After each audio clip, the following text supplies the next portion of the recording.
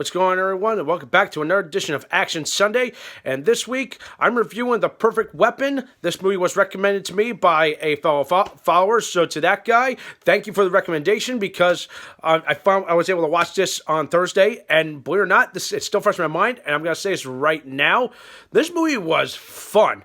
And for those of you that have not seen this movie, or maybe have heard of it, or maybe are getting this confused with a movie with a similar title, yes, there's a movie called The Perfect Weapon starring Steven Seagal, came out a couple years ago, but that's a different story, okay? Maybe I'll review that at a future date and maybe compare and contrast these two, but then again, I can't find that to be current because, believe it or not, when doing some backstory for this movie was that Steven Seagal was originally supposed to be slated to take the role of the main character of Jeff Sanders.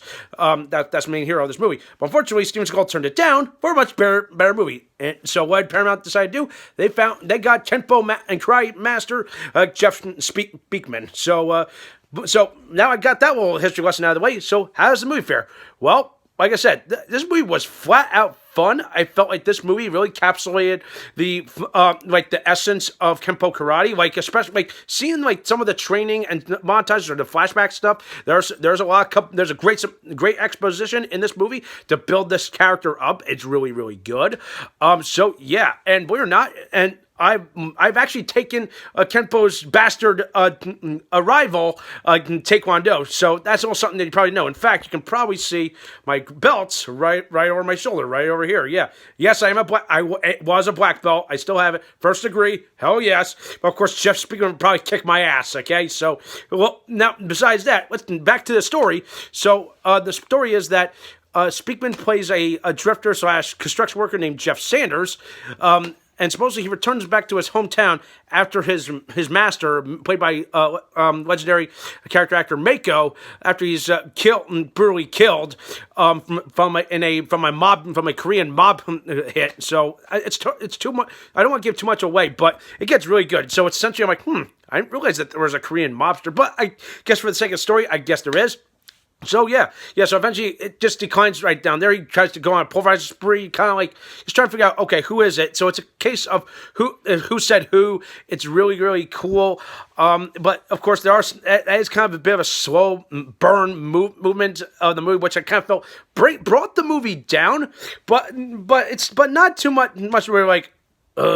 Where's the end of this goddamn movie kind of thing? But no, I think it was kind of like how do I say it was awkward timing, if that makes sense.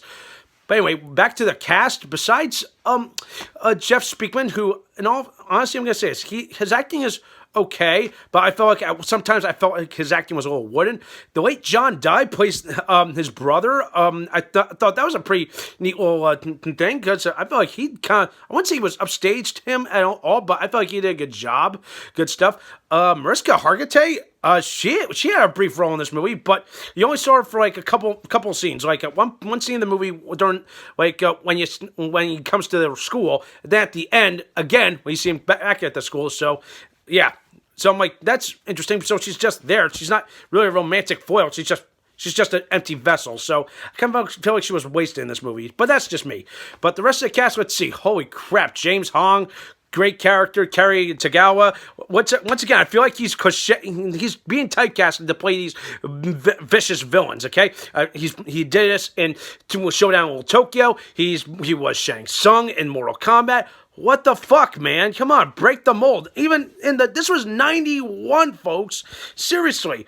And you couldn't break out of a simple character fold or cliche? Come on, man. That's stupid typecast stuff. But anyway, overall, it's still a fun movie. Toru Tanaka. That's another thing I gotta say. Holy hell! To me, I feel like he was a true villain, even though he spoke very little. He was essentially the brutish muscle. Holy crap! I really like that, especially the final battle between him and Jeff Speakman. Holy crap! It's really like Godzilla versus like King Kong, if that makes sense. It's like these guys were just going blow for blow. You could feel every punch. It was just great. But of course there was a bit of an unnecessary slow-mo scene or in this fight. I thought that was a little unnecessary. And then of course cap it all off with an over-the-top death. Yeah, that's all I'm gonna say. But yeah, it's very fun. There are some things that definitely dragged it down, especially with the slow moments, especially with I felt like there's some things just felt out of place. Jessica Hargitay's character was essentially just an empty vessel.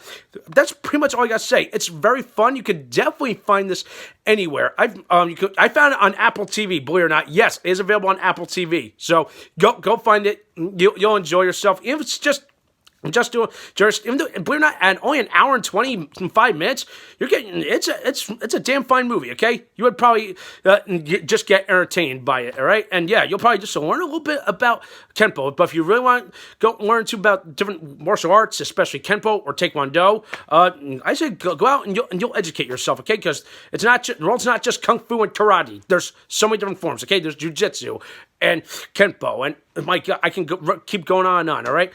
But anyway, it's getting late, so if I had to give The Perfect Weapon a score, I'm going to give The Perfect Weapon...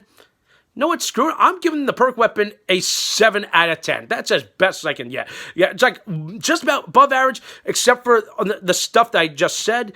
I think it's just one of those fun action flicks that really embodies the spirit of this the form of karate that doesn't get a lot of respect these days. Okay, which I think that people should take it up, or maybe I should get back to doing that, or should I take Kenpo? So yeah. Either way, I would have to do it, all right? So that does for tonight. Let me know what you think. Thumbs up this video, subscribe to my channel, stay tuned for some more exciting videos.